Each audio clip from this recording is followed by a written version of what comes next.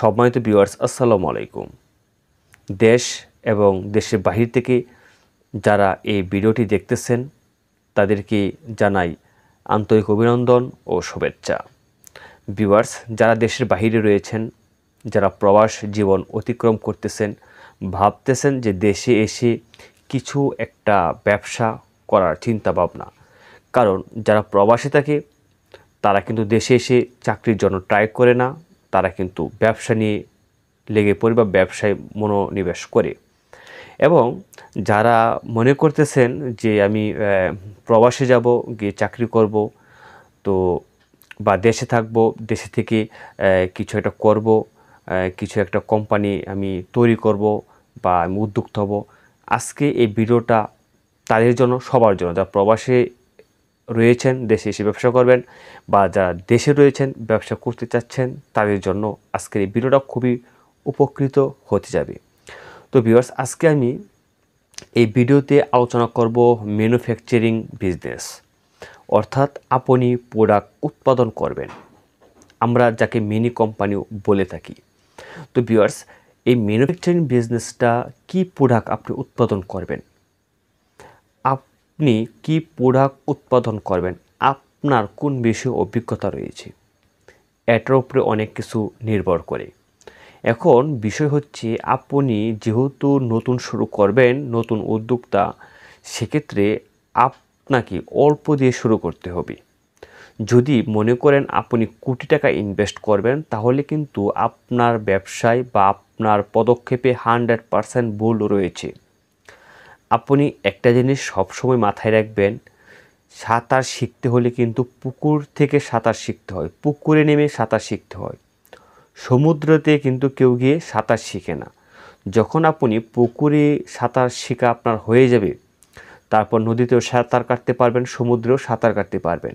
কিন্তু যদি আপনি সাঁতার না শিখে নদীতে যান সাঁতার শেখার জন্য বা সমুদ্রে যান সাঁতার শেখার জন্য, তাহলে কি আপনার মৃত্যু অনিবার্য। তাই ভিউয়ার্স, যে কোনো বড় ব্যবসা শুরু করার পূর্বে অবশ্যই আপনাকে ছোট ব্যবসা দিয়ে শুরু করতে হবে।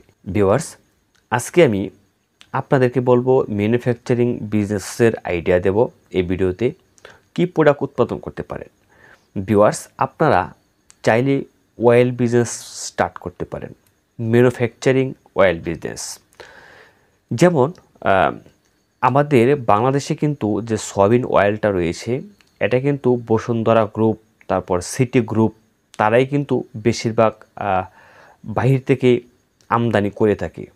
এবং এটাকে যে সয়াবিনটা, সেটা পরিষ্কার করে তারা বোতলজাত করে, তাছাড়া বিভিন্ন কোম্পানির কাছে কিন্তু তারা সেই সয়াবিনটা বিক্রি করে, শুধু লুজ সয়াবিনটা বিক্রি করে, আবার সেই কোম্পানি নিয়ে এই সয়াবিনটাকে তারা প্যাকেটজাত করে বাজারজাত করতেছে।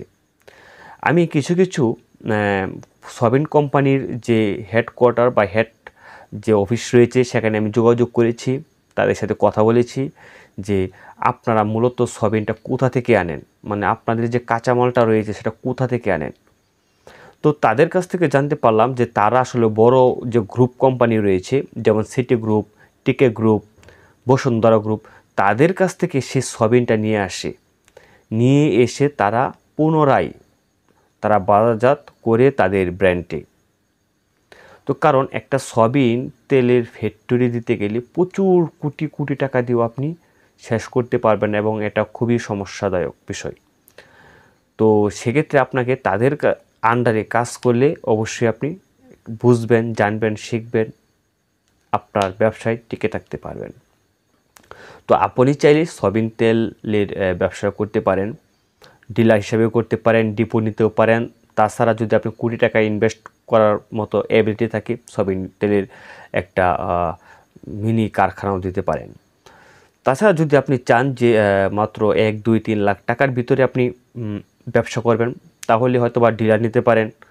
তাছাড়া চাইলে আপনি কিন্তু যদি ম্যানুফ্যাকচারিং বিজনেস করতে চান, তাহলে কিন্তু আপনি সরিষার তেল, তিলের তেল, এগুলোর কারখানা দিতে পারেন ইজিলি। তবে আপনাকে অবশ্যই বিএসটিআর অনুমতি লাগবে। আপনার জেলা শহর থেকে বিএসটিআর অনুমোদন পেয়ে যাবেন, একটু যোগাযোগ করতে হবে।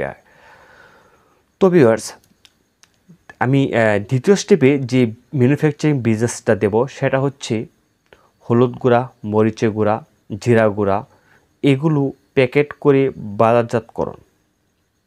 অবশ্যই সেক্ষেত্রে আপনাকে বিএসটিআর অনুমোদন লাগবে। আপনার জেলা পর্যায়ে যে বিএসটিআর অফিস রয়েছে সেখান থেকে কিন্তু আপনি বিএসটিআর অনুমোদন আনতে পারেন। আর এই কোম্পানিটা করতে গেলে আপনার তেমন কোনো প্রয়োজন, তেমন কোনো পুঁজির মানে তেমন কোনো টাকার প্রয়োজন হবে না। আপনাকে যে আপনার ফ্যাক্টরির যে এরিয়া রয়েছে বা আপনি যারা ফ্যাক্টরি স্টার্ট করবেন সুন্দর একটা পরিবেশে আপনাকে সেই ফ্যাক্টরিটা স্টার্ট করতে হবে এবং মাত্র 1-2টা মেশিন হলে আপনাকে যথেষ্ট এবং খুবই অল্প পুঁজি দিয়ে কিন্তু এই ব্যবসা স্টার্ট করতে পারেন। তো এবং শ্রমিক সংখ্যাও খুবই কম লাগবে, মাত্র 5-6 জন শ্রমিক দিয়ে কিন্তু আপনি ব্যবসা স্টার্ট করতে পারেন। এবং বিষয় হচ্ছে আপনাকে আগে ডিলার ধরতে হবে, আপনি কার কাছে বিক্রি করবেন সেটা আগে আপনাকে নির্ধারণ করতে হবে। কারণ না হয় আপনি প্রোডাক্ট উৎপাদন করলেন কিন্তু বিক্রি করতে পারলেন না, তাহলে কিন্তু আপনার লস অনিবার্য। তাই আগে কার কাছে বিক্রি করবেন সেটা নির্ধারণ করে আপনার ব্যবসা শুরু করবেন। তো ভিউয়ার্স অবশ্যই এই দুইটা ব্যবসার আইডিয়া দিলাম। দুইটা ব্যবসাতে কোন ব্যবসাটি আপনার কাছে ভালো লেগেছে অবশ্যই কমেন্টে জানাবেন।